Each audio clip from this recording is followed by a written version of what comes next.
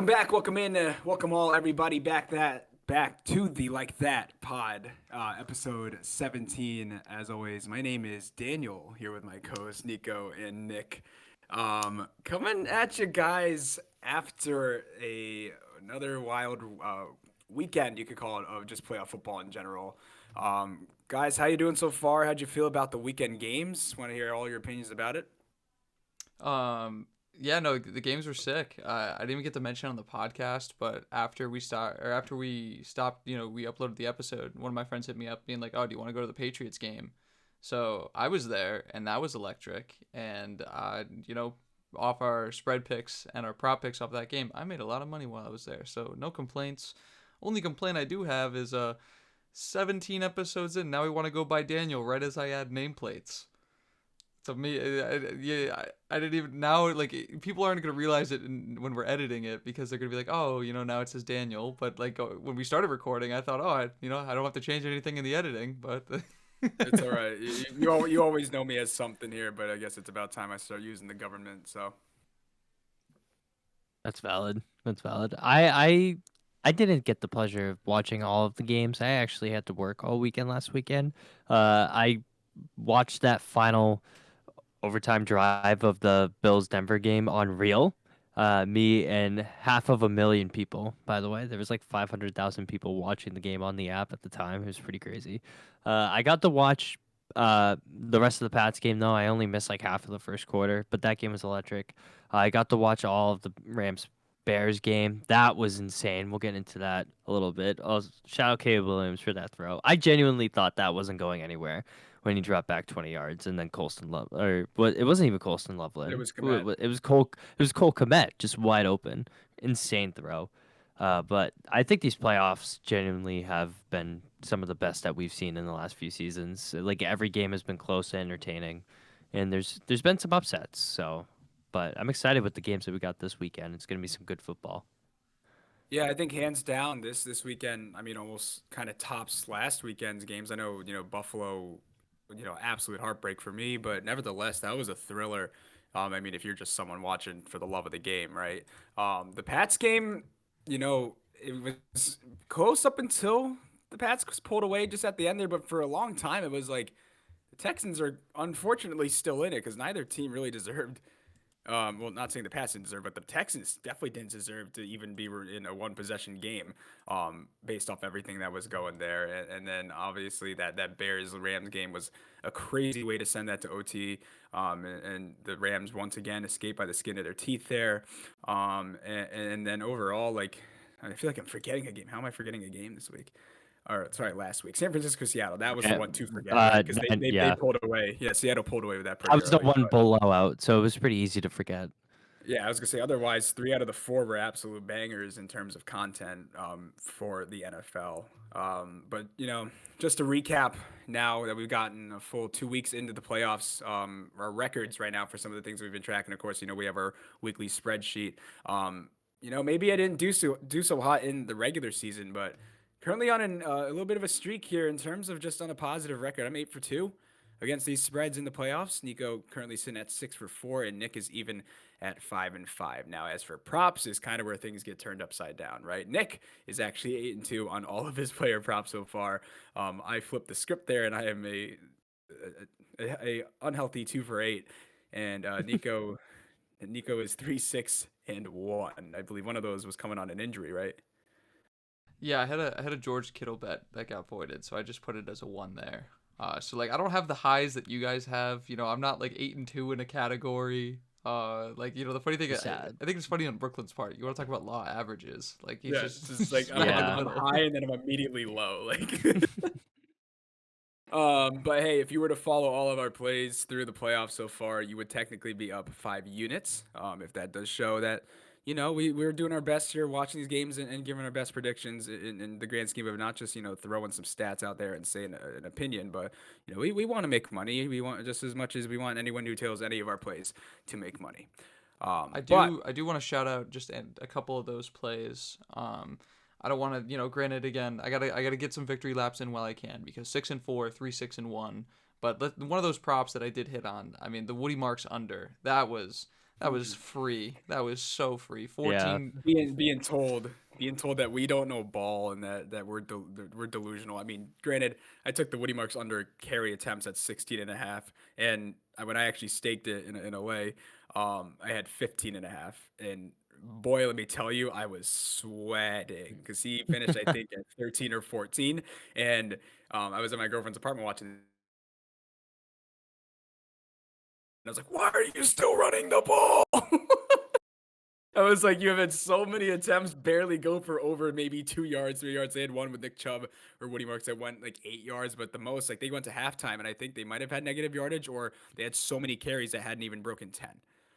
So, Yeah, no, we he got a lot of carries. He ended the game averaging less than 2 yards an attempt. But yeah, going into half, they had less than 20 rushing yards total, and it's just he was getting a good amount of carries. But you know, it finally the game script that we thought finally caught up to them, where they were gonna have to throw a little bit more. I mean, I think going into halftime, he had, I think it was somewhere around 11 carries, and only 3 or 4 in the second half. So, yeah, absolutely it was huge. just it was just abysmal to watch.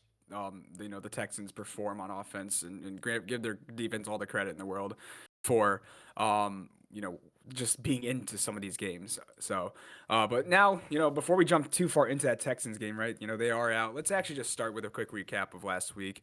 I'm gonna keep things a little bit more brief on my side, but talking about the first game of the weekend, Bills versus Broncos. I'm heartbroken to see them go home. I think that they defied a lot of odds when it came to what Josh Allen had to work with on his team. I know he has Kincaid. I know he has Cook. I know he has Khalil Shakir. But at the same time, there was a lot put on literally just his shoulders alone.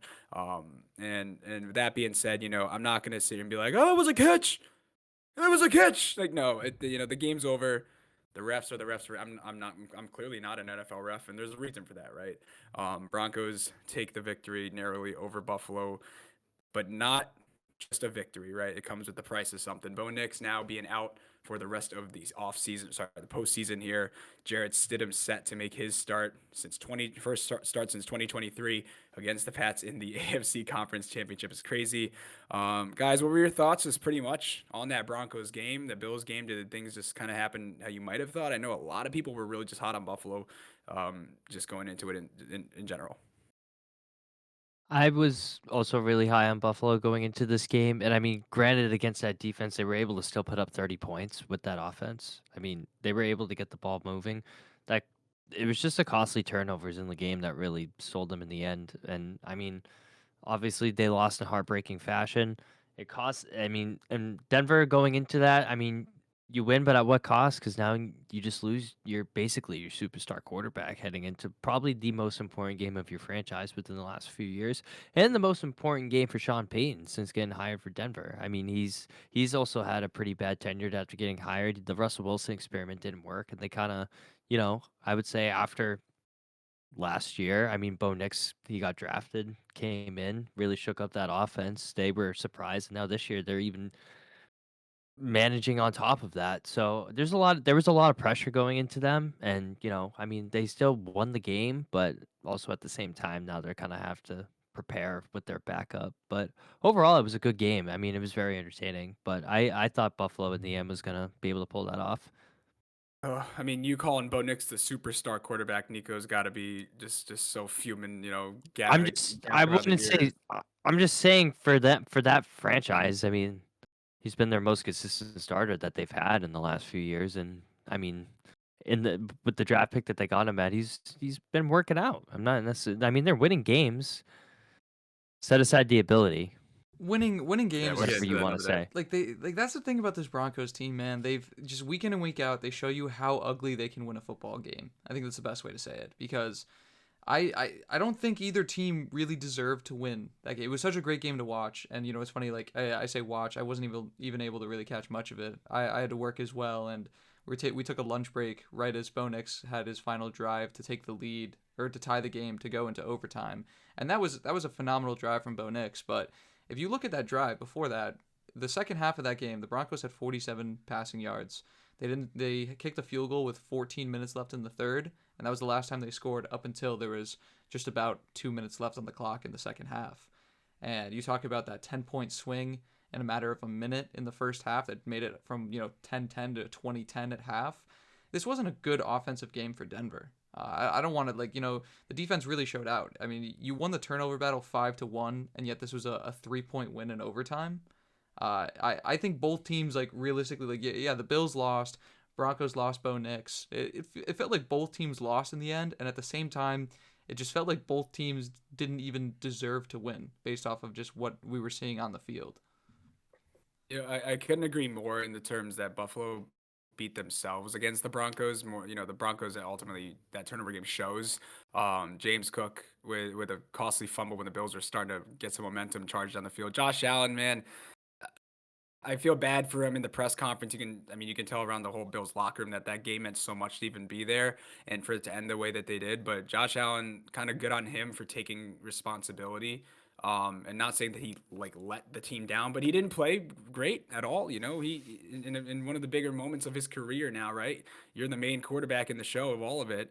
And he had some throws that were just, the one on Dawson Knox that he missed that really would have changed everything. I will say that Brandon Cooks throw to me seemed a little underthrown. I think it landed right up on the shoulder, but at the same time, he kind of beat him by a step there. So you lead that a little bit better, and he might just take that into the end zone. And then, of course, a couple of just other turnovers. The one before halftime, I think if you're a Bills fan or if you're a football fan, you're just looking at your screen like, what are you doing? Like, Josh getting spun around. It almost looked like he threw it behind him. And, Bill's season's over. A lot of stuff happened after that. We'll talk about that in a minute. But we move on to the later game that night, right? We had Seattle versus the Niners. That game wasn't anything too crazy. I think we saw a weird blowout in a sense. Brock Purdy and the Niners looked very limited, but that Seahawks team just looks so dominant from defense to even Sam Darnold really not having to do much in the passing game. Of course, he's been nursing that injury. Any concerns about Darnold and Charbonnet being done? I'm not really I scared. would necessarily. Okay.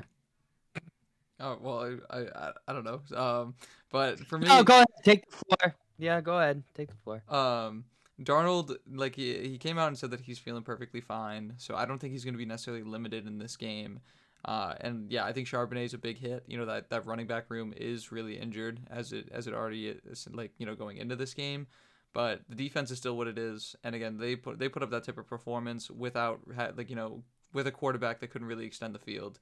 And realistically, on the game, Ken Walker had a really big game, but he was kind of the only one. So I don't know. I think that defense, you're still going to be at home, and Darnold's only healthier. I'm not worried. You say he's perfectly fine, but then when you also look at the stat sheet in the Niners game, he threw the ball under 20 times. Granted, he didn't need to. Hey, that but was also last at the same week. time, 4 hours ago, he said he's ready to go without limitations. I'm just saying, and Ken Walker. He had a monster game, over 100 rushing yards, 3 touchdowns. But also the special teams was scoring that game. Everything just kind of clicked. Darnold didn't really necessarily have to do much that game.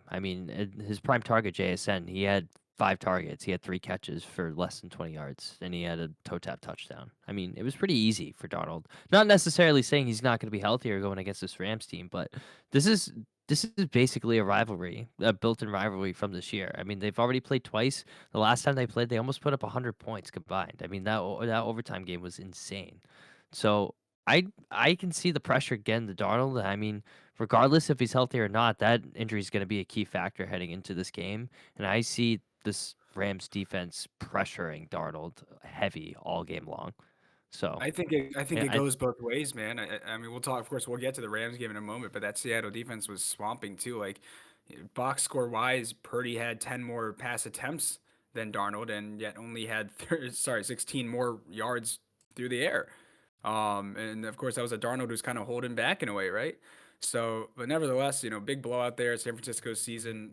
I think they overcame so many odds to get to this point too. Another one where you're just like, it's a team that it sucks to see them go a little bit. I think that it's been a team that really fought their way there, and deserved every minute of their playoff run at this point, because they beat every other team on the way, and they happen to make it that far. But the Seahawks are the 1 seed for a reason. We go now. I think we just talked about the Patriots game briefly, but let's talk about the Patriots a little bit more now. Game against the Texans. was weird to watch. The rain was a factor, Nico. I know you were there. I can only imagine how the game conditions might have been actually trying to throw / catch a ball.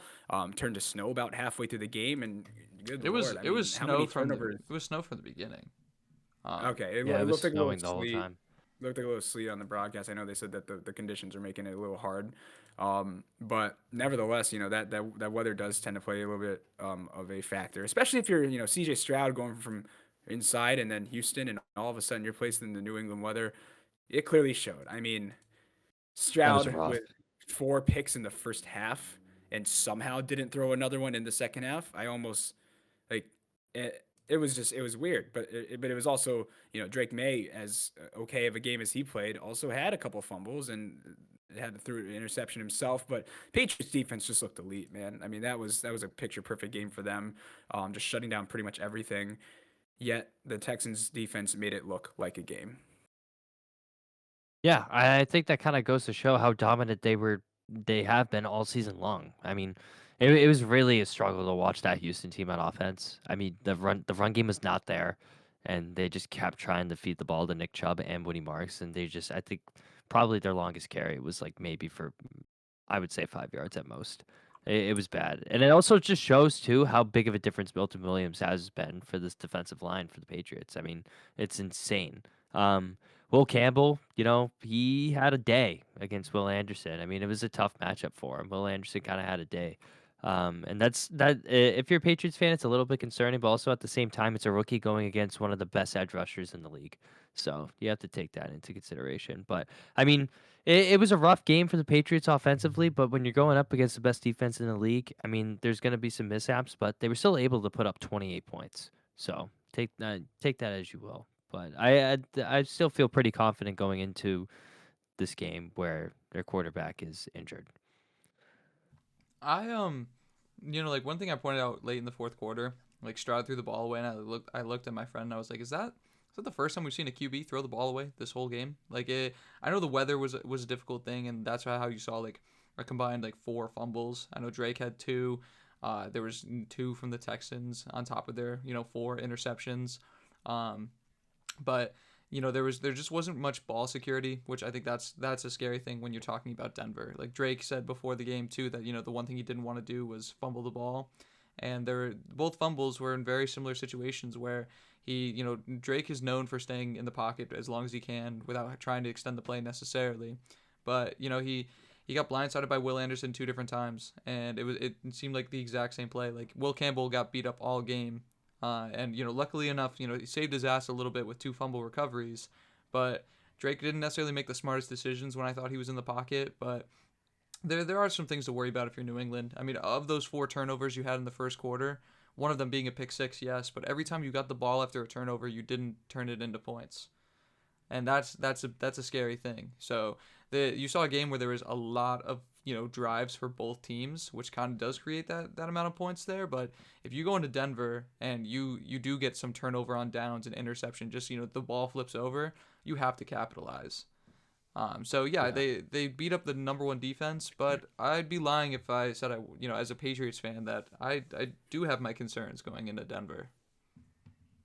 Yeah, and recap of that Texans game really quick. CJ Stroud finishing the game with a passer rating of 28. Um, Mm. the lowest before that was JJ McCarthy with a passer rating of 61.7.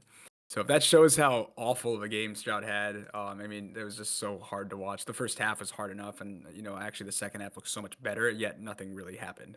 But turnover battle really on both sides, seeing who could rack up more, I guess. But Pats ultimately come out of that one with a 28-16 victory. And this kind of like goes hand in hand in a weird way, just with the Rams, real quick, because we saw the Buffalo catch get called as a interception. Brandon Cooks didn't survive the ground, but then we see Jaden Higgins, or it was either Higgins or Hutchinson, with his catch that turned into a fumble at the end of the play, but then they ruled that his knee was down, so runners down by contact. And then we also now fast forward to the Rams games, saw Devontae Adams get a very similar catch where it got ripped away at the end, but they said he was down. So a lot of weird things happened all in that weekend.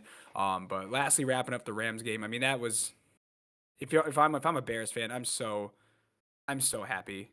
with my season, which I'm not a Bears fan. I know one, but what a W season for them to make it that far and to put up that fight against one of the teams that a lot of people have been saying that's the team that's going to win it. Caleb Williams has so much to be proud of, I think, for his development. Ben Johnson turned that offense into a machine, and also their defense started to show up. So I think the Bears might be a real problem next year, and it showed a lot to be worried about if you are someone who has a future on the Rams. I mean, yes, as a Bears fan, I think you do look at this season as exceeding expectations. But for the fact of the matter that you were a kick away from advancing to the NFC Championship, I bet that still stings. Don't want to victory lap what I said last week, but kind of hit it exactly on the nail. Talking about a team that was two teams that are going to go tit for tat, and I think that was exactly that. And then a field goal in overtime for the Rams, but. No, I didn't get to see much of this game. I saw a lot of it in post. The Caleb throw, which is crazy because it's the longest touchdown ever on a 25-yard, where the ball starts on the 25. He went back 20 yards. It ended up being a 50-yard completion to Cole Kmet for a touchdown. So, that's sick. That's cool. But, takeaways from this, I mean, if you're a Bears fan, I think you are a little upset that, you held the Rams to 10 points. And it was for once for 13, sorry. But it's like one of the few times this year where the offense wasn't really able to show out. And granted, the weather wasn't great. But again, if you're thinking like myself and Nick, who were saying the Rams were going to win the Super Bowl, I think this game does really show you some doubts of this team. The defense showed up, yes, the offense not. Do you blame a lot of that on the weather? I think some of it, yes. But overall, I think that if you ask me right now, Seahawks Rams, I mean, we're going to talk about it shortly, but spoiler alert, I don't see a reason why you should be defending the Rams. Well, I am, because I think this offense is just too much of a powerhouse statistically on paper, not even on paper, just we've seen it before where when they explode, they just go insane. I mean, this is a Rams offense that put up nearly 500 yards of offense on the Seattle defense not even a month ago. They went to overtime, and the game ended on a 2-point conversion. It was down to the wire. I mean, I've been one to preach the Seattle defense all season long. Don't get me wrong, but at the end of the day, when you have Sam Darnold or Matthew Stafford, who's a front runner for MVP right now, and he has Puka Nacua and Devontae Adams and a healthy Kyron Williams, I'm taking Matthew Stafford. I have to, and I'm not. And I just the Seattle defense has shown at times that they have holes, but 9 times out of 10, though, they're going to be a dominant factor in a game. But in the NFC Championship, anything can happen. So, plus, I Yeah. just love room for the dog, man. Yeah, well, I mean, now you can consider them dogs, but if you put those two head to head, like a couple weeks ago when they were more than a couple weeks back when they did play, I forget who was the actual dog at the time of the game, but I would have said that the Rams are probably the better team. But next we'll talk about that later on. Of course, that is a game coming up later. But a lot happened in the NFL world, in terms of not just the teams, but coaches. We saw a lot of coaching moves be made. As a Buffalo fan, obviously, there is a lot of questions, a lot of unrest about what just happened with Sean McDermott's firing and how abrupt it was, and also the whole situation that just arose from it. So obviously, Sean McDermott fired, and then Brandon Beane promoted to, the head of football operations for the Bills, as well as now still the acting GM. This is not a Bills podcast, but it very much is a topic right now that is very fresh at the moment. And You got the Bills so just many had more the press conference. hirings. There's so much more beef here. I know. But if you keep I going, know. keep going. And I'll keep it as brief as possible. There because the press conference was this morning, and there was a lot that I think Stephen A. Smith actually nailed it pretty well. I think Sean McDermott, in terms of all of the Bills' failures, is being scapegoated a little bit. I think Brandon Beane has just as much to answer for what the team looks like right now, than to just put that all on saying hey, we're gonna keep the GM and we're gonna we're gonna penalize McDermott by firing him, right? Biggest L of that press conference was obviously Pagula saying we didn't want to draft Keon Coleman. That was Sean McDermott and the rest of the coaching staff's team pushing that on us, and Brandon Beane was being a team player. Keon Coleman's still on contract for 2 more years. Later on in that press conference, Brandon Beane's like, Keon's a guy that we drafted early that I have full confidence in. Man, that wasn't a PR stunt to cover up for that. Whatever. But McDermott now is in the hiring pool. But a bunch of coaches already have been taken off that list. We now just saw Kevin Stefanski be headed to Atlanta. Harbaugh picked up by the Giants right away. Monster contract there. Robert Saleh being picked up by Tennessee yesterday. Jeff Haley picked up by Miami. And as of right now, those are all the head coaching positions that have been taken. A couple of notable ones, though, some coordinators. Mike McDaniel going to the Chargers. I think that's a really cool signing for them. I think Justin Herbert, this might be a very successful offense with him being the one that's drawn up those plays. McDaniel's very creative. Maybe on the head coaching side, there's a lot to work on. Drew Petzing, offensive coordinator for Detroit, and Brian Flores, who was being looked at as a head coach for some teams, now extended as Minnesota's defensive coordinator. Been very good at that job, and I think he's very much deserved that extension. But I honestly thought he might have been snagged by someone else. Obviously, jobs very much in the air right now for Buffalo, Baltimore, Arizona, Cleveland, Vegas, and Pittsburgh. I'll start things off with saying I think the coolest signing that I saw for a head coach this year was Robert Saleh. I think that's a great pickup for Tennessee in terms of how he's been so good at developing players, and he now gets a very young team overall with Cam Ward just coming off of his first year. DK now is starting to develop a connection there, and that defense, honestly, for Tennessee, has a big upside as that team begins to still, come together. I'll give my piece about pending job candidates coming up for some of these teams and who I would like to see there. But I want to turn over to you guys. Is there anyone that you thought was a particular dub other than maybe Harbaugh? I'll go if you want me to. I think Robert Saleh is a dub. Honestly, I think. He kind of showcased that with the strong defense, especially on the Jets. There were some bright spots there. But he's a veteran guy. He's been around the league for a long time. He has a lot of knowledge.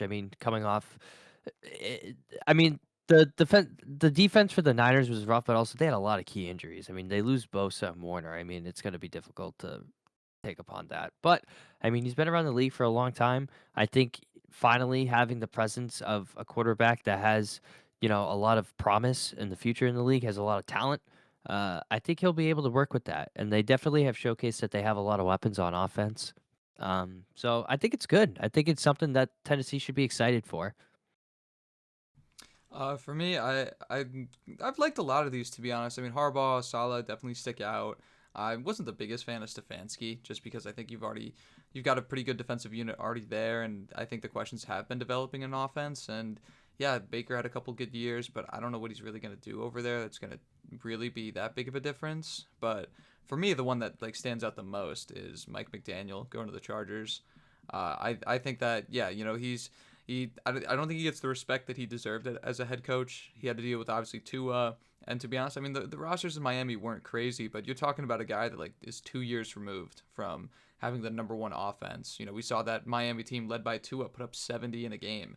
JSN and Puka had crazy years this year. Tyreek almost had 2K in Miami. So you're putting Mike McDaniel on a team that already has Justin Herbert and is run by another Harbaugh. The Chargers next year are going to be very, very interesting to watch. Yeah, if they can patch up that O-line, I think that the sky is kind of going to become the limit again. They have such a good receiving core that I know didn't play up to strength this year. But half of that you could blame on the fact that Herbert had literally a second and a half before he had to start using those legs. But still, again, a lot of jobs open right now, especially now one being Buffalo, and a very attractive job offer for any possible candidate for a head coach. You get to coach Josh Allen in his prime. A lot of work obviously still to be made on that roster in terms of a lot of things that I think, have some weak spots in that Bills, both offense and defense. But nevertheless, a name that just came up, Schefter tweeted out earlier that the Bills are going to be interviewing Brian Daboll, who played a big role as the offensive coordinator there in trying to, turn Josh Allen into kind of what the player he is today, right? So that's a big one coming up here, especially, coming off of the Giants. He has shown that he can be, the role of a head coach. And I know that the Giants didn't come off or get off to the right start, and injuries definitely played a role in that. Would love to see Daboll possibly how an offensive-minded head coach like him could operate in that scheme. For McDermott, I think there's plenty of places that are looking for him. I think Pittsburgh, Baltimore, Vegas all stand out as people who could possibly pursue him. And with that being said, those are just some of my favorite teams for McDermott's landing spot. But I think Buffalo needs to look for. I think I like Buffalo getting a chance with Daboll, or maybe even Clint Kubiak. I kind of hate Dable to the Bills, to be honest. I think Dable's pretty well known as being somebody that is good at developing an offense necessarily, but you've seen the Giants defense they've had some very good pieces. I mean, you look at the defensive line they had this year, and I think with what you see on paper, the expectations on the field should have been they didn't deliver to what those names should be. So I think that, McDermott came in as a defensive-minded head coach, and I still think you go that way. Like, for me, I love Chris Shula, the DC, and for the Rams right now. Get a defensive-minded head coach, or, defensive-minded head coach, playing under Sean McVay, one of the best minds in the league right now. And when you have Josh Allen, it's not like we're dealing with, like, a raw Josh Allen. Like you said, this is a guy in his prime that, can make plays even when things go out of structure. So I don't know if necessarily you need a guy that is good on the offensive side of the ball, because I don't think offense was the problem for this Bills team. You sign a receiver, you draft one, you just get some competence in that wide receiver room and go bolster that defense that, really was, the problem for you late in this year. I agree. I also agree. I like a defensive-minded coach. I think Chris Shula is a good pick. I also think Jesse Minter's a good pick, the defensive coordinator for the Chargers. I mean, any one of those defensive-minded coaches for this Buffalo team, and that kind of goes going into Baltimore too.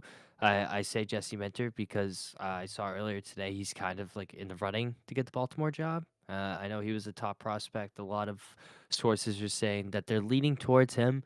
I think a lot of these teams that have vacancies have struggling defenses. So I think any one of these teams that can, really get a defensive minded head coach, if an offense, like if you have Baltimore, like same thing with Baltimore, if you have an offense, I mean, like it's there. Like Lamar's there, Derrick Henry's there. You just need another solid receiver next to Zay Flowers. Maybe beef up that line a little bit, and then you get a guy like Jesse Minter or Chris Schuler in Baltimore, and turn around that defense. Kind of same thing with Buffalo. Yeah, but nevertheless, plenty of names still out there to be filling in some of these positions for these teams. Again, not a Bills podcast, but a lot of unrest over the Sean McDermott firing and honestly just how it was handled. But we're gonna move on here to your conference championship round. We start things off on Sunday, 3 p.m. in Denver. Jared Stidham gets the home start against the New England Patriots. This is a game that's so interesting to me. Just Stidham hasn't made his first. He hasn't thrown a pass since 2023. But never. We just saw the Pats going against one of the top defenses in the Texans and have some turnover issues. And now you're looking at a Denver defense that just forced a hell of a lot of turnovers from one of the best quarterbacks probably the best quarterback, one of the best quarterbacks in the game of football at the moment, right behind Mahomes, if not maybe a little bit of bias, better than Mahomes in my opinion. But it's interesting. I think that What? with how Say that again. Okay, who's better than? I said with a little bit of bias, I'm gonna say that Josh Allen is skill wise is better than Mahomes. This is a Bills podcast. This is a Bills podcast. Do you want me to bend over and let Mahomes give me the belt? No, you're bending over for Josh. Of course, you bend over for Josh. If you're a Bills fan, that's the only thing you got going for you. Josh Allen has never beaten Patrick Mahomes in the playoffs. He's never touched a Super Bowl. We'll let that go. But no, we cannot let that go. The guy tears his ACL for 1 year. He's a ghost. It's obviously biased for me. Mahomes is closer to Brady than Allen is to Mahomes. That's fair. And the accolades absolutely prove that. But I'm gonna always go for Josh Allen over Mahomes. We're not Chiefs fans if you're a Bills fan. But back to the Denver game. I think Jason Tatum is better than prime LeBron. You don't want to hear my take about a Celtics / Boston / Massachusetts sports team because you wouldn't be ready for it because apparently we're all supposed to be nice. We're going to hear about that later. We're going to hear about that after the season's over. So don't worry. You're Let's not. talk about this game, though. Let's just talk about this game. We're not going to hear about that for the NBA season. I'm a Nets let's talk about this game. Yeah, Let's talk about this game. focusing back on Denver. You go against now New England team now going against the second best defense, right behind scariness level in terms of just how much they can limit you. And you saw, Drake May have some turnover issues. Are you guys necessarily worried about Drake May's ability to keep the ball clean and keep it safe throughout the majority of this game? You know that Denver defense is going to be coming at you with some steam. So I think he's going to be well prepared for it because he just had that problem against the best team in the league. I think a lot of inexperience goes into that. I mean, this is also a second-year quarterback, first full season starting, and the fact that he's made this stride and this length to even make it to the AFC Championship when everybody thought that this team was going to barely hit 8 wins this season is pretty impressive on its own. But with saying that, I think a lot of preparations going into this game. I think they know that they're going to be pressuring Drake May pretty quickly. Um, but as long as he can hold on to that football and do what he's been doing all season, escaping the pocket, getting out of there when pressure comes, and making the plays happen, I think they'll be okay. And you're also taking them at -5.5. Yes, I am. See, Yes. this is another one where I think New England comes out on top. I mean, they're -250 to win the game, but I think 5.5 is a little too steep. Bo Nix. I mean, we've heard everything I've said about him, and I don't think he's necessarily so prolific, and I don't think there is much difference between him and Stidham. I think maybe Stidham's closer to Bo Nix than Josh Allen is to Mahomes. But like let's not get it twisted. Like Drake May, like Nick said, a sophomore year QB going on the road in the AFC Championship, facing the number 2 defense, which I'd argue the Texans playing on the road in cold weather versus the Broncos being at home. I think that defense, when you account for the outside scenarios that are adding to it, I think this matchup is scarier than the Texans, even with the backup quarterback. Stidham hasn't played in 2 years, like we said, but his last 2 games of 2023, he combined for almost 600 yards through the air. So there is, it's not like he's just a backup. And Sean Payton has faith in him. You're facing a much better O-line, which, this Pats defense, it looked great last week, but Texans O-line isn't pretty. So I think the Patriots come out on top, but I am taking Denver at +5.5 just because I think this margin is way too big. Some fan you are. See, I'm throwing out biases here. I want my team to keep going, but I think this line realistically should be at like 3. If you were biased, you would take them at 5.5, but you're not. So this is the you guy you can't bet say on a biases Jalen down aside. under. Yeah, because I'm putting biases Yeah. aside. Like if I was a biased fan, then I would say like, yeah, I'm taking New Regular England. season game on a back-to-back is different than the fucking AFC Championship. There's a big difference Slow your there. language, pal. We're trying to be a Nope, I family-friendly can show. because I'm pissed off because I have the fucking Patriots fans saying that. Ooh, yeah, whatever. What is no. Break it down here. This is a D line that is just as comparable as it is to Denver, and you saw the Patriots O-line really struggle against Houston. The difference was that Houston really couldn't do much on the offensive side of the ball, and being at home, not dealing with the snow, like Denver can probably put up 10 points on the other side of the ball, and realistically that might be a good amount when you talk about what this pressure is going to have against Drake May. Drake could fumble again. I don't necessarily have trust in the O-line to keep him protected, and the ball security in the last 2 weeks hasn't been prolific. Pats have scored 16 points against the Chargers. Like there are reasons to worry about this Patriots offense. Yeah. Necessarily saying, but their defense has been able to keep them in games. I mean, the Chargers only scored 9 points? 3 points? Chargers were the 32nd ranked O-line, and I know the Texans are in the bottom 5. Again, I'm not trying to shit on the Patriots because the defense has showed out in the last 2 weeks. You literally are. I'm literally just displaying it as it case. is. I can look good hooping against some 5th graders, but if I show up and there's some 6'4" college kids, I'm gonna get my ass whooped. I could look good in some scenarios and play bad in others. This is a very difficult matchup for New England, even with the backup quarterback. I agree. And then here's the non-Patriots fan coming in. I am gonna go with Denver +5.5 here, but in a way that I also think the Pats do come out on top. I just think that this is a margin win where I think you can't really put it anything past maybe a field goal in this game. I think Denver has been one of those teams that's like known for pulling off wins that aren't necessarily pretty and honestly not entertaining, right? This could be a game where they just try to, if they can get ahead at any point, they just try to bleed that clock every single time they touch the ball. And I agree with Nico. This is a team that can probably put up 10 points on the Pats, and it's a team that, the Pats offensively have had some issues against some of the stronger defense. And yes, you held the Chargers to 3, but yeah, worst offensive line in football. And if you know anything about Bo Nix, he's one of the least sacked quarterbacks in football. He didn't even get touched against in that Bills game because he's got a top and 3 that O was line. yeah, This exactly. is a So this is also a Broncos defense, by the way, that let up 30 points to the New York Giants with Jackson Dart. Just saying. and what week was that? Like 12, 13. They also just let up 30 points to the Buffalo Bills. Okay, well you can't say the Bills and putting up 30 points is anything too crazy. Like that's They the had number their wide 3 receiver 6 playing. It's one of the number 3 scoring offenses in the league, regardless of who they're playing They against. still let up 30 points. And they won by 3. Yeah, and it's the They Bills. won You by should expect 3. that any team that lays 30 on them is going to be a team like Buffalo. Um, but yeah, no, I think that this is a game that's going to be a much closer margin of victory than people might think for the Patriots. I know that Jarrett Stidham coming out of nowhere doesn't necessarily give me a reason to be like, I think the Broncos could pull an upset, but I think the defense, is going to be one that's going to show up and give Drake May very similar problems as he saw against Houston, a team that is one of the leaders in sacks, and it's gonna show in terms of how is Drake May gonna be able to perform under that pressure. We saw that against Houston already.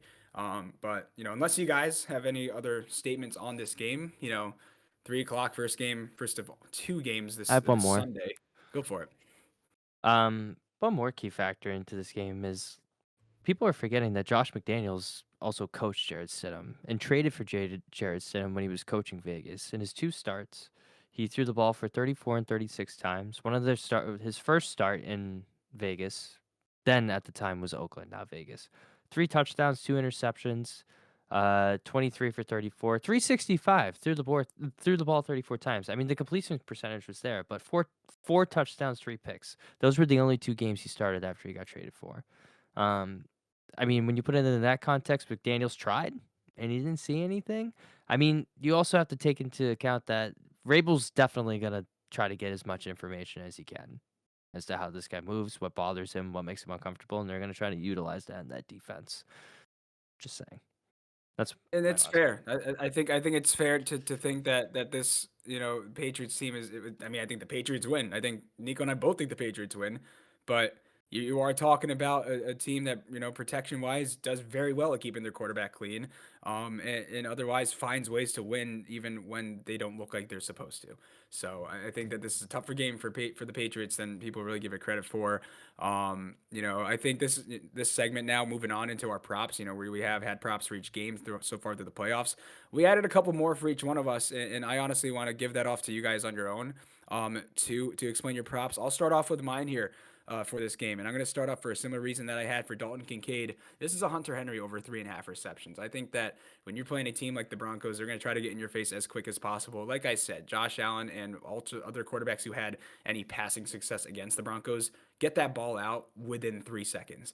Drake May is going to probably be ready to have a quick trigger, also be ready to move outside that pocket like right away. So I think that Hunter Henry has always been a reliable target for him. I think that's going to be very much the case this week. I do also have a Stephon Diggs under a 44.5 receiving yards. I think Stephon Diggs has been very hot and cold throughout the year. He's had games where he absolutely explodes, but we've seen it sometimes, and especially some games he doesn't show up in terms of the yardage, but he might show up like last week with that hospital ball that he caught in the end zone. And to me, Broncos being one of the most penalized teams in the league, I think that there's going to be a lot to cover when it comes to Stephon Diggs. So they might get some positive yardage, but I don't think that Diggs is going to get too many of some crazy plays.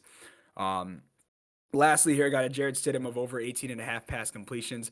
Not saying I have too much faith in terms of the Broncos' offensive side here, but I don't think Sean Payton's going to deviate too far from his plan. I think when you have a guy who will still throw the ball, and Bo Nix was a guy who aired it out too often, you're not going to change too much of how you usually play.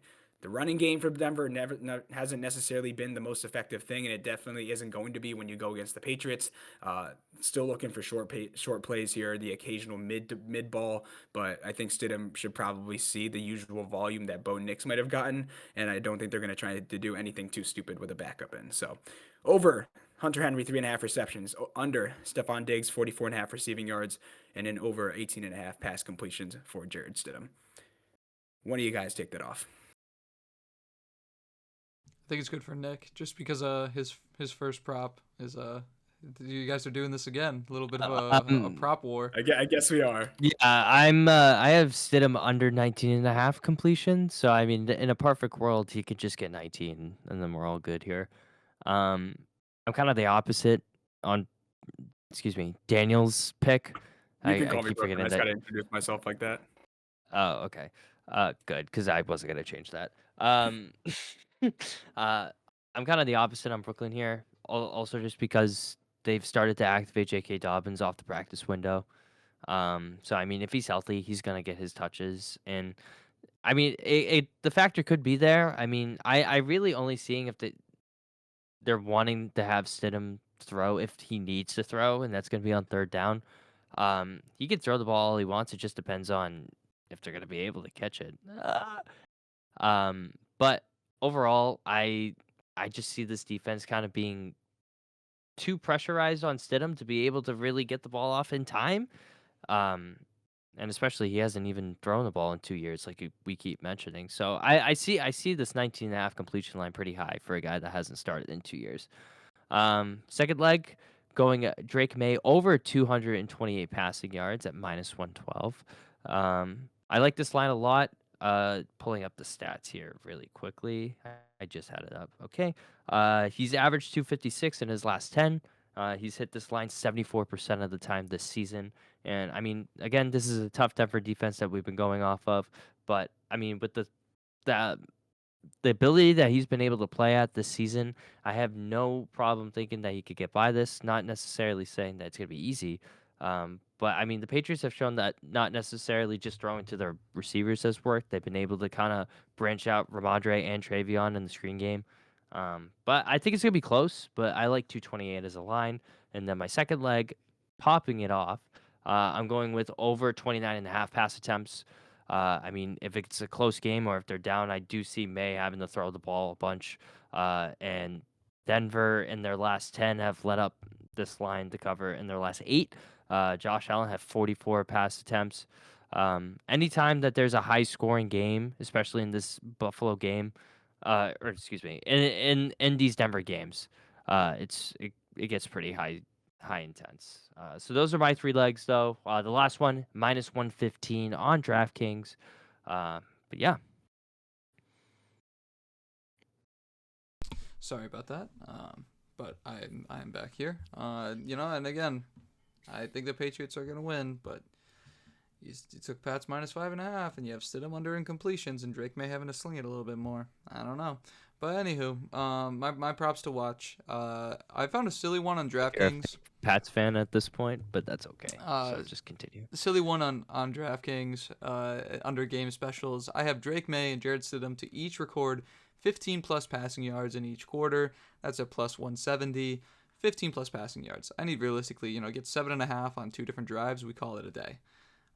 Moving forward, I got Ramondre Stevenson over 2.5 receptions, -133, kind of a little bit of a safer route compared to the +170 on the first one. Stevenson has hit this line 5 out of his 7 last games, and in a game where I think there is going to be a lot of pressure in Drake's face, and that realistically there's probably going to be a couple second or third and long plays, and there's going to be some screen passes to be had. I think Stevenson is going to get 3 catches in this game against Denver.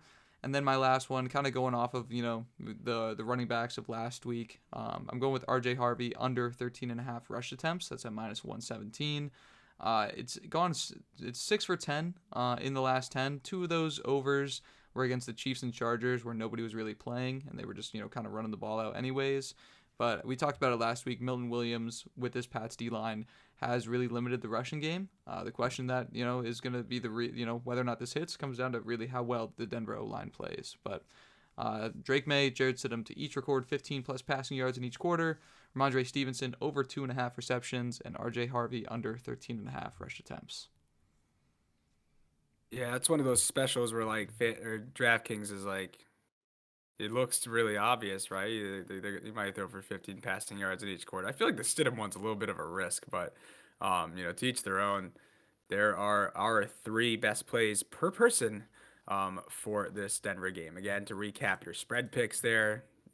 Nico and I going down plus 5.5, still with the Patriots winning the game, and then Nick confident that they are going to cover by at least the touchdown or more. Alrighty, we move back into dinner time. Sunday, 6:30 p.m. Crock-pot's cooking, mom's yelling upstairs, honey, dinner's ready. And you come downstairs and you see the slugfest of the Seahawks versus the Rams part 2 right back on your screen. Part 3. I don't know, man. Part 3, you're right. I don't know, man. I'm so worried by the Rams, and I know their defense showed up against the Bears of all teams. I know that the Bears have had some crazy wins in making it to this point, but the Rams defense, like we said last episode, has allowed 30 points in their previous 5 games from that point. And obviously almost got beat by Carolina, but also like lost to 2 of the teams that you wouldn't consider one of the bigger threats to them. And now they go against a Seahawks team that if Sam Darnold is healthy, and I know Charbonnet's out, but Ken Walker, we know he's talented. JSN's been an absolute bomb every single week. And I mean, I know last week he didn't have the craziest stat line, but he didn't have to. And then that defense has just been shut down, making Brock Purdy, who's been on a hot streak, look like he's been playing some of the worst football. So I'm going here with Seahawks minus 2.5. I think last time they played, I took the plus 1.5, and I don't think it covered because I think it actually covered by the plus 1.5 for the Rams. But going Seahawks minus 2.5 here, this will be an interesting one. I don't think that the Rams defense is nearly as sharp as it used to be, and I think the Seattle Seahawks defense has been incredibly sharp. And in a game that's as big as this one, I think they show up in 2 times. I personally think that sorry, Nick. We both go for it at the same time every time. Yeah. But I've been on the Rams for a while now, but this is a game that officially broke me. I am going to go with Seattle minus 2.5 because when you look again in the smaller sample size of the last 2 months, you've seen a Seattle team where the defense has really proved that it is as legit as it's been all year. And at the same time, we've seen the offense start to pick up the pace a little bit. I mean, second matchup of the season against the 49ers when the Seahawks won 13-3. Now, first game into the playoffs, you absolutely destroy them by over 30 points. Seahawks are scoring. The defense looks great. And for the Rams, yeah, your defense did well against Chicago, but I mentioned previously, I don't know how much the weather goes into that. But I think being at home is really going to be the deciding factor here, and I'm gonna ride with the 1 seed. I'm rolling with the dogs here. I'm keeping my confidence. I still think that they're the best team in football. I still am not counting out this defense because I do think that this offense can make up for it. And it showed. Clearly, it showed. I mean, it was a struggle for them in Chicago. Don't get me wrong, the weather was a tough factor, but at the end of the day, the plays that they needed to make to win the game, they were able to do it. And this Stafford has, even though it wasn't a pretty game watching it on paper, he still had a pretty solid game passing yard wise. Was able to, limit the turnovers. I don't think he threw any interceptions. I could be wrong there. Sorry, every day is kind of turning into a fog for me. But overall, I'm leaning with the underdogs here. I'm sticking with the Rams. I think that they pull this off in Seattle. I think this offense has a chance to really showcase why that they've been the best offense in football going up against the best defense. It's going to be an amazing game for sure. At a total of 45.5, I would probably take the over if we had to take picks on total over under. I just think these two teams are going to be firing. This is this is their Super Bowl. I mean, these two teams have been battling out for the division all season long. It's kind of been one-sided all year. People thought the Rams were going to take it, and now we're at the point where we think Seattle's going to take it. I'm still on the Rams, though. I think they've had some pretty close games. Especially they've had a tough time against teams like average teams like Carolina. But if they can come out and deliver this weekend, I do think that whoever wins this weekend, if it is Denver or if it's the Patriots, if the Rams pull this off, then it's concerning heading into the Super Bowl. Whoever wins either of these two games, I think they might make the Super Bowl. Yes, I think that's how it works. Yeah, the thing about the spread picks this week is either two of us are completely right and one of us is fully wrong, or one of us is completely right and two of us are completely wrong.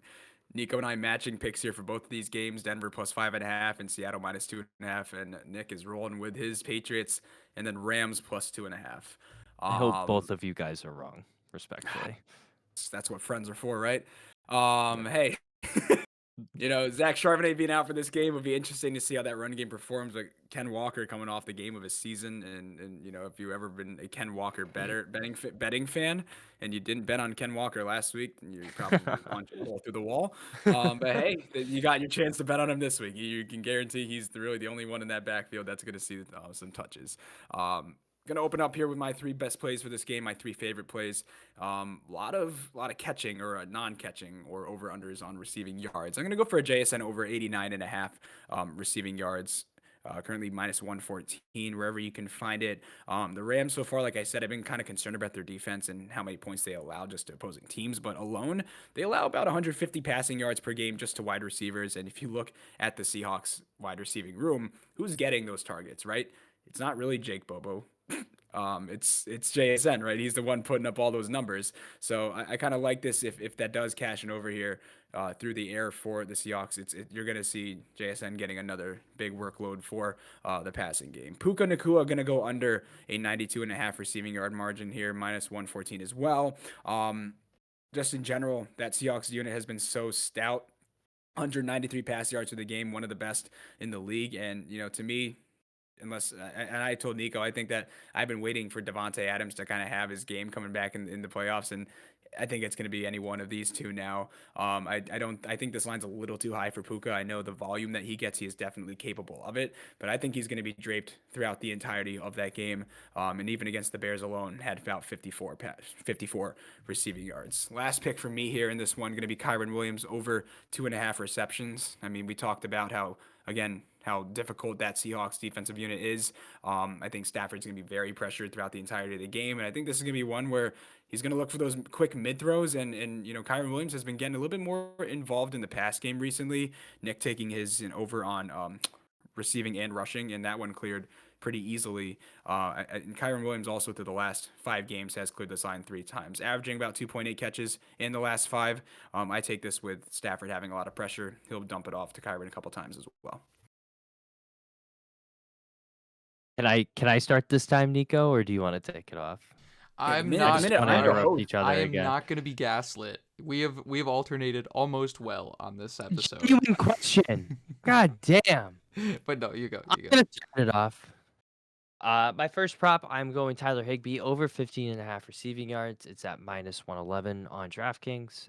He averages 32 in his last 10. This line he's hit at 75% of the season. This could kind of go either way. I mean, we'll hear the Nico's pick with the other tight end. But they kind of been utilized both in this offense, either or. Higbee has just been kind of there to make the big plays and get a few yards after the catch. So I like this line. I mean, the stats kind of show and the numbers show that he's been pretty consistent. I'm going to Matthew Stafford over 253 passing yards, minus 114.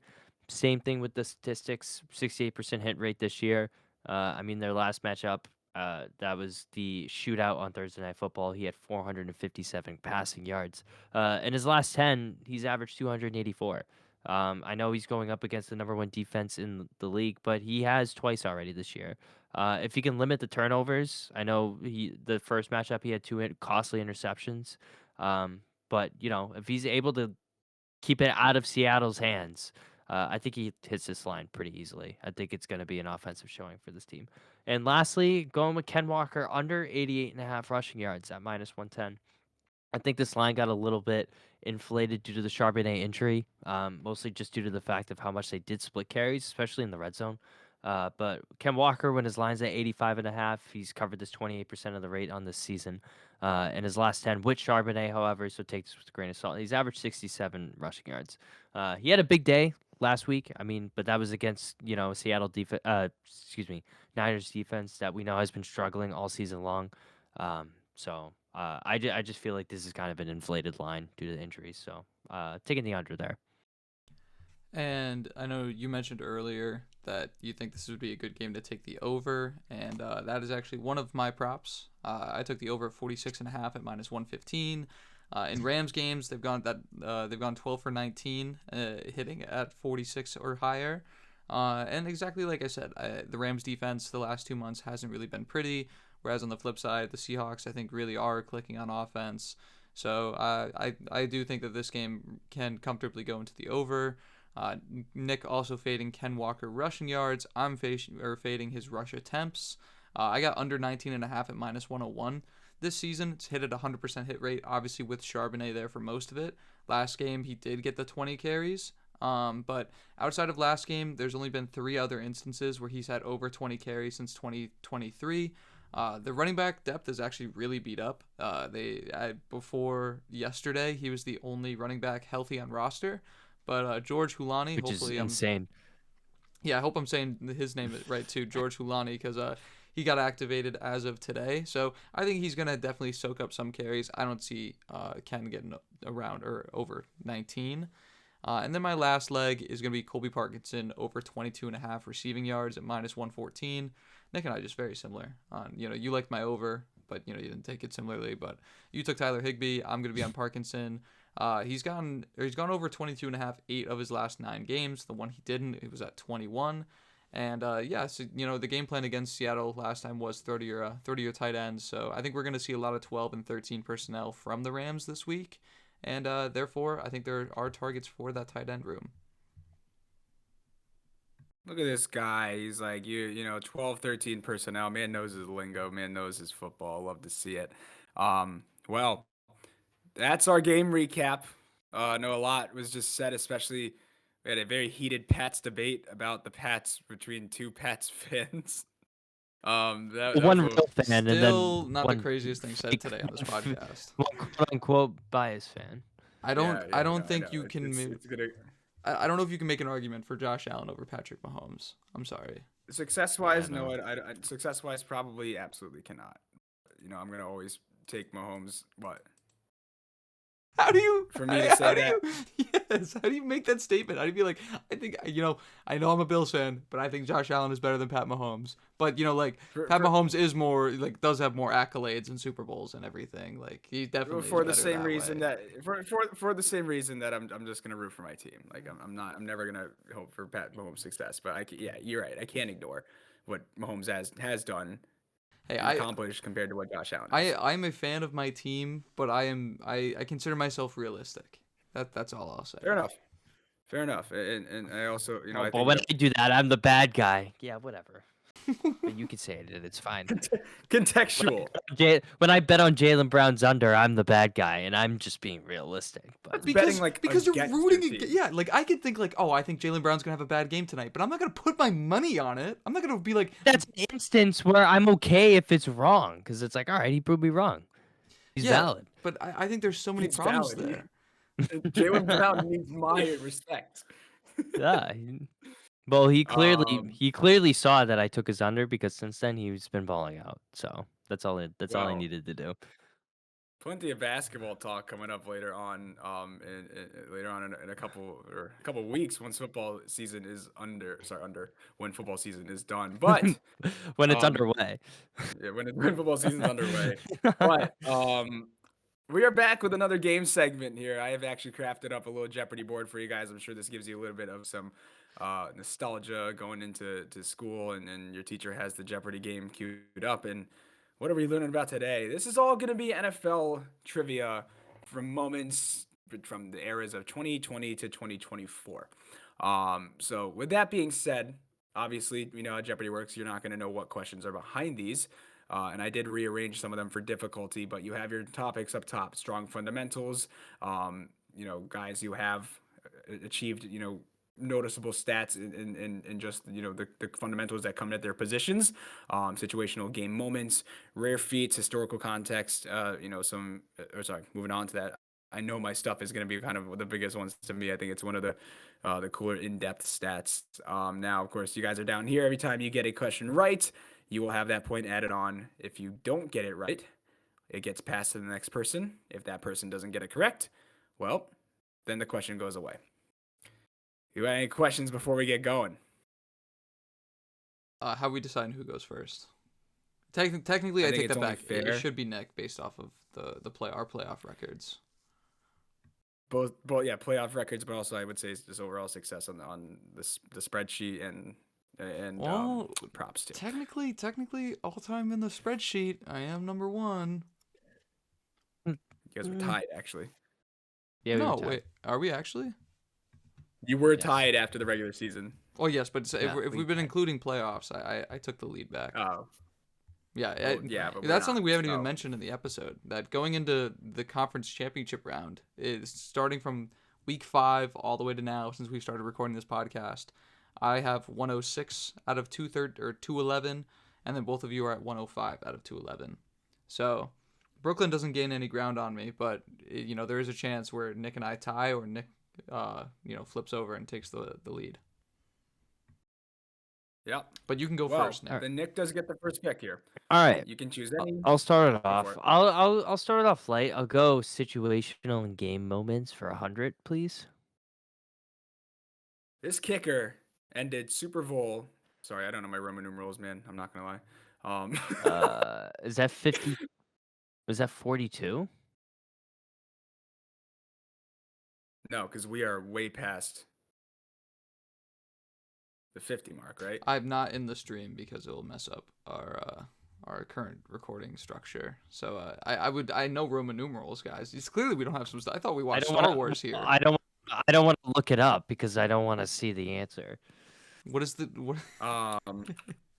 LVII. Isn't it from 2020 to 2024? Aren't all these that 2020, 24, yeah, 2020 to 2024. Okay, correct. Yes, you got like 4 kickers to think about, Nick. You just gotta you don't got too much of a range. Super Bowl 57. Okay. Super Bowl 57. I'll go Harrison Butker. It is going to be Harrison Butker. Nice. So that is on to points for Nick. Sorry, the Roman numerals really messed me up there. Yeah, me too. I told myself before we started this game, I was like, oh yeah, that's that. It popped up on my screen. I was like, oh wait, what was this? Alrighty, so that means the choice goes back to Nick.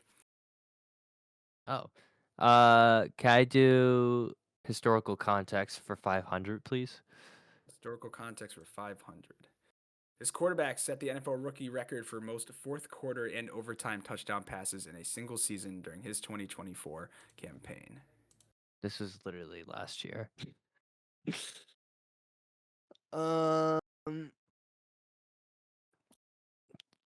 it Bo Nix? It is not Bo Nix. Nico, you have the chance to get this correct. Oh, look at that! You're reacting. It's not Bo Nix. Oh, you don't know the answer, buddy. I thought it was Bo Nix. I thought it was Bo Nix too. Then I'm gonna say Jaden Daniels. It is Jaden Daniels. Jaden Daniels in his rookie campaign finished the season with 12 touchdown passes in the fourth quarter or overtime, the most by a rookie ever since the AFL-NFL merger in 1907. The Bears game walk-off? Forgot about that. So Nico gets those points. Huge. There we go. We're gonna do strong fundamentals 100. Just get the strong, let's get the small fundamentals out of the way. This quarterback set the NFL rookie record with 31 passing touchdowns in the 2020 season. Who is Justin Herbert? What is Justin Herbert is correct. We tack on another 600 there to Nico. Let's go. Nico, you are back up on the board. Let's go historical context 100. This head coach became the youngest ever to win a Super Bowl at age 36. Notice how I took the Roman numerals out for that one. Yeah. I wish. Who is Sean McVay? Who is Sean McVay? Not necessarily one of the harder questions on the board, but hey, that's why it's 100 points, right? All right, now we'll get a little bit spicy. We'll leave some hundreds on there for Nick. Give me strong. Oh, thanks, dude. Give me strong fundamentals for 500. Strong fundamentals for 500. This wide receiver set the NFL rookie record with 104 receptions during the 2021 season. Now this one is pretty niche, but the only reason I know it is because I traded for him. You know it. In the Dynasty League of my I've had this guy in Dynasty for like 6 years. So if I'm correct, who is Jalen Waddle? Oh wow. The answer is, who is Jalen Waddle? Wow.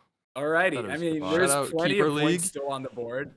So like, if Nick can go on a run here, I mean, this 1,100 Nah, points. dude, it's already cooked. It's already. Dude, you got 5,000 points on the board. It's already cooked. It's already cooked. Nico's going full tryhard. Let's just wrap this up. Come on. I know my stuff. 1,000. This running back led the NFL in rushing touchdowns in a single season without leading the league in rushing yards, achieving that feat in 2023. This one is one of the harder ones. Well, obviously. I don't want to waste too much time. I don't. Oh, I know who it is.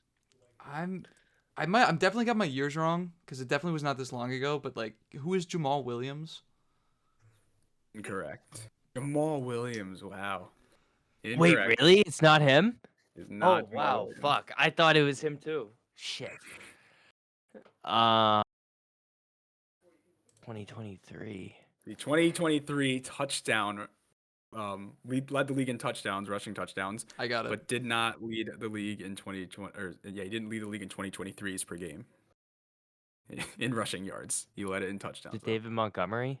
It is not David Montgomery. Well, Do I get that another goes off attempt? the board. Can I just? That goes No, off the board. that's it. It's off the board. Shut up. That's how Jeopardy works. There's a little buzzer, and Look at I this tell you fucking again. tryhard over here. Can The I get another answer, attempt? Who was the running back who led the NFL in rushing touchdowns in a single season without leading the league in rushing yards? Who is Raheem Oh Mostert? my god. Oh yeah, my I god. probably still would have gotten it wrong. There goes 1,000. I forgot about Alrighty. Mostert. I literally had him that year. Now the Dude, thing got is, I in know fantasy. Nico got it wrong, but since no one got it right, he is technically still choosing the next. Oh, level. that's awesome.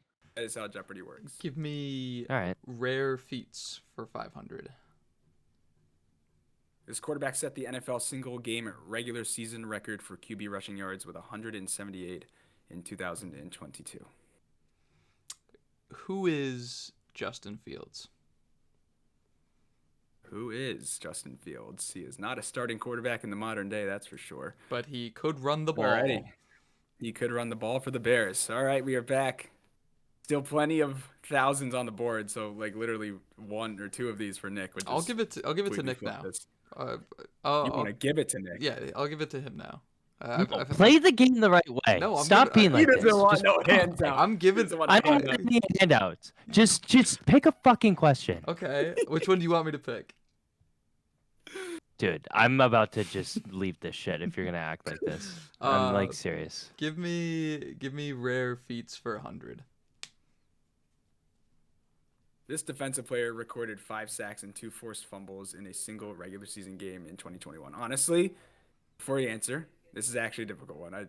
I might have swiped the wrong one up. But nevertheless, this is still. Who is Myles Garrett? It is not Myles Garrett. Very good guess, but not Myles Garrett. Max Crosby. This one's gonna be. Oh, I can't believe this is a 100-point question. I kind of fumbled on that one. Who is Chandler Jones? Oh shit. Yeah, I would have. I That forgot should have about been him. 1,000. I think I swiped up the wrong one by accident. Is that when he was on the Cardinals? It is when he was on the Cardinals. Damn. Alrighty. Well. All right, Nico, pick again, dude. Still on the Do board. you want to turn, Nick? Still give it to me. No, I want to play the game the right way. Get your Uh, fucking ego dick out of your fucking pants and just play the game the right way. Man, Jesus me- Christ. There's gonna be so much censorship on this one. Give me. That's fine, because Nico wants to censor it. So God Jesus forbid Christ. I give. I want to throw you a bone, and I get yelled at. But stop doing it in a way where you're like above everybody. Just stop. Just pick a question. Just pick a question. Okay. I know my stuff. 500. This quarterback became the first in the NFL history to throw for 250 yards and at least 3 passing touchdowns in 7 consecutive games. There's no year or anything. We just know it's 2020, 2024.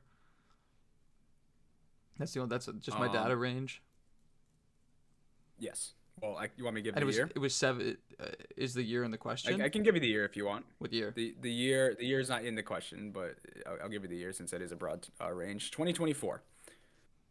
Okay. So this was last year. Who is Joe Burrow? Did you look it up or something? No, Mahomes. Who is Joe Burrow? I know my fantasy ball. That's You're on a roll here. Joe Burrow surpassed Tom Brady's mark but for 6 such games in a row. So that was last year, and now you're back on the board. I will do strong fundamentals 1,000. This team won Super Bowl. Sorry. This team became, we'll just frame it like this. This team became the first team to win a Super Bowl while hosting it in its own stadium. That's 1,000? I don't know, man. I thought that I wouldn't be able to think back like that and be able to pinpoint that. What is the Los Angeles Rams? Wow. No. No? Yeah, they weren't the first. No. Oh. It's the Bucks. Look at that. It's Tampa. Look at that. It's a game. Who are the Buccaneers? I get called a know-it-all, and then Nick's like, "Oh, it was the Bucks." Yeah. You Yeah, idiot. they won. Super Bowl 55. Yeah, are you stupid? You're the guy that has the most points, and you don't know that? Be The better. Bucks Yeah, defeated the ridiculous. Chiefs 31-9, being the first team to win a Super Bowl in their home stadium. That was Tom Brady's 7th Super Bowl and 5th Super Bowl Yeah, MVP. the year after he left the Patriots. Rip feeds 4,000, Nick, here for a big one to put you right behind Nico. We have between 2020 and 2024, which tight end recorded 3 consecutive seasons with at least 800 receiving yards, becoming the first tight end in his franchise's history to do so. I'm gonna go with Trey McBride. Incorrect. Can you say the question over again? Between the years of 2020 and 2024, which tight end recorded 3 consecutive seasons with at least 800 receiving yards, becoming the first tight end in his franchise's history to do so. Because I know Kelsey did. Multiple consecutive seasons of 800 plus receiving yards in the 2020s is a better way to say it. So I know Kelsey did, but there's a history there. So my next best guess, what I'd say is, who is Darren Waller? You said there's a history there for what? As in, Kelsey might have done it, but, Tony Gonzalez was there before him. So I'm going to say, who is Darren Waller? Yeah, first tight end in franchise. Yeah, that's why I said Trey McBride. You said Darren Waller. I say Darren Waller. Incorrect. And the answer was Travis Kelsey. Tony G didn't go 3 straight with 800 yards? 3 straight? No. Damn. Kelsey had 1,125 and 1,125 respectively, all above 800, being the only Chiefs tight end to do so. Yeah. I thought it was going to be. Nick is still on the board. I'll do. Just give me. I know my stuff. 100. Just give me something to put me on the board here. This running back rushed for 200 plus yards against the same opponent 3 separate times between 2019 and 2022. So yes, this does start in 2019, but it bleeds right into 2022. Is this Derrick Henry? You got Derrick Henry. Yeah, you are 1,000 points away from tying Nico. Which one was that? I got to scratch it off. 100. I know my stuff. 100. Historical context. 1,000, please. This wide receiver set an NFL regular season record by becoming the only player since 1970 to have 6 consecutive games with at least 125 receiving yards. A streak he also achieved in 2023. Sorry, a streak he achieved in 2023. Damn. I'm torn between two. Going off of my fantasy, though, I'm gonna say, who is Justin Jefferson? Is incorrect. Damn, dude. Nico, you have a chance to really pull away here for this one. I know Chase didn't do it. Because I've had him. I know it wouldn't be Oh my like God, Nico. I know it wouldn't be Rice. Fuck. Who is CeeDee Lamb? Incorrect. Oh, The answer. I know who it is now. Nick, and I'll I'm let so you say it mad. if you know it, but of course it's not going to count. Is it Tyreek Hill? It is not. Oh, okay, good. Is it AJ Brown? It was A.J. Brown. Fuck. A.J. Brown became the first player to achieve this, breaking the previous record, which was set at 5. I didn't know that.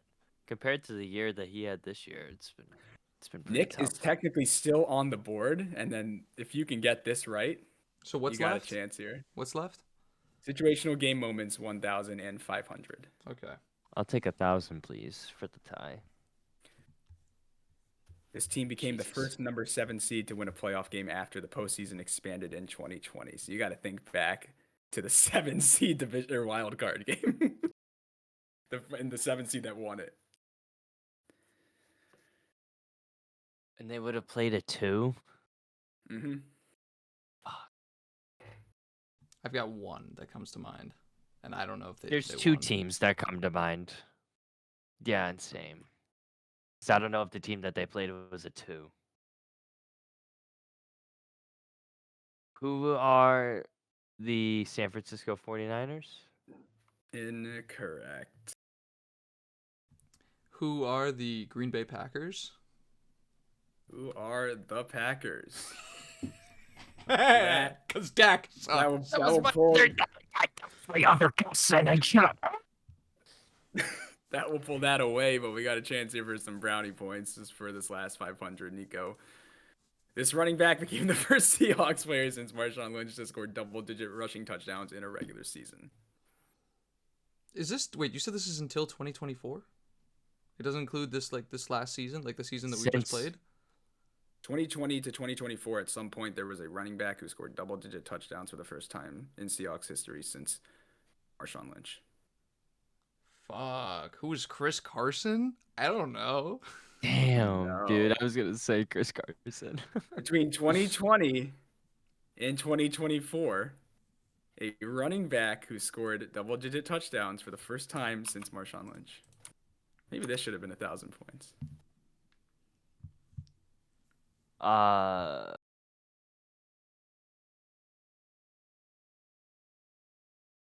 I have no idea. Sorry, may I expand upon the year? This is Yeah. Far away, actually yeah. this is It doesn't matter anyways. well, right. This is between 2020 and 2025. Oh, what? Yeah, What? that does sort of change things, doesn't it? Oh. Is it Sharp? It is sharp. I said right before it, I go, till 2024? And you said yes. No, you're right.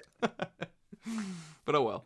Ultimately, though, the game was kind of salted, I guess, from your 1,000 guess. So If I could do a the Green Bay a victory Packers dance one right was the Green Bay Packers one was a legit guess like that.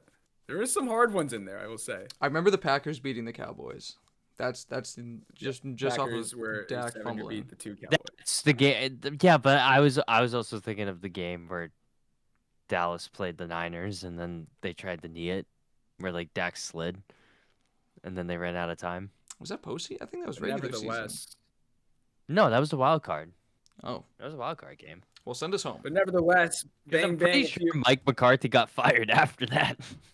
Mike McCarthy, a guy who was also a candidate that some were talking about for the Bills, but nevertheless, that after a couple cuts, we're back here after our mini game, and we got a great weekend of football coming up. A really, God, I don't know, game between the Broncos and the Pats, and another clash between the two titans of the Seahawks and the Rams. For those spread picks, we will have a actual prop pick video slash image put out for those games before we get there. But spread picks, Nico and I ride in Denver plus 5.5 against the Pats. Nick staying with the Pats at minus 5.5. Nico and I also sitting at a Seahawks minus 2.5 with a Rams plus 2.5 being for Nick. Other than that, as always, social is going to be like that _pod on Instagram, TikTok, Spotify, and Apple Music. Also, Apple Music, yeah, Apple Podcasts. Also find us on YouTube Shorts. Like that pod. Guys, hope you have a great week of football. Hope our props all cash, and hope there's a world that Nick and I somehow have that Stidham over under cash in the same game. But other than that, we will see you later. Nico being a biased Pats fan. I hope the Patriots advance. I could be wrong about Denver, but I hope they advance. And we will see you Go later. Pats, baby.